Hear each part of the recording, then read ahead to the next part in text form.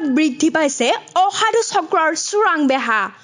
কয়লাৰ অবাধ সিন্ডিকেটৰ পিছত এইবাৰ অবৈধ সুৰাৰ ৰমৰমীয়া বেহা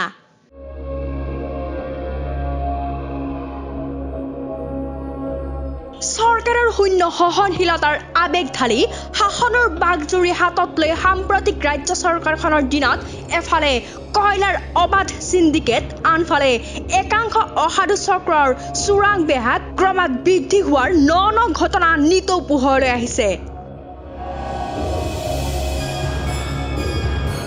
নগাঁও জিলাৰ চামুগুৰিত নিশা এখন গধুৰ বাহনত কাৰ্টুনে ওলাইছে বিলাতী সুৰা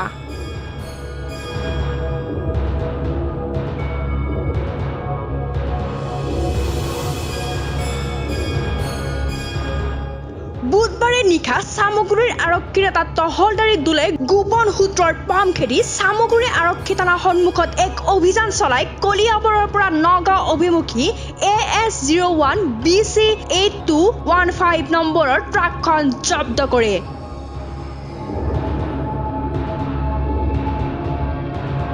চালানবিহীনভাৱে বৃহৎ পৰিমাণৰ বিলাতী সুৰা বহিৰাজ্যলৈ সৰবৰাহৰ চেষ্টা চলোৱাৰ সন্দেহত আৰক্ষীয়ে জব্দ কৰে এই বাহনখন আনহাতে বাহনখন জব্দ কৰাৰ কিছু সময় পাছতে আৰক্ষীয়ে ঊৰ্ধ্বতম বিষয়াক কোনো খবৰ প্ৰদান নকৰা সত্ত্বেও আবকাৰী বিভাগৰ এটা সজাতি দল চামুগুৰি আৰক্ষী থানাত উপস্থিত হোৱাৰ বিষয়টোৱে বিশেষ তাৎপৰ্য বহন কৰিছে উল্লেখ্য যে ঘটনা সন্দৰ্ভত ট্ৰাকখনৰ চালক হেণ্ডিমেন মণিপুৰৰ জেনি কামে আৰু ত্ৰিপুৰাৰ ৰামকুমাৰ সিং নামৰ লোক দুজনক গ্ৰেপ্তাৰ কৰি তদন্ত অব্যাহত ৰাখিছে চামুগুৰিৰ পৰা দিগন্ত ভূঞা ৰিপৰ্ট নৰ্থ ইষ্ট 7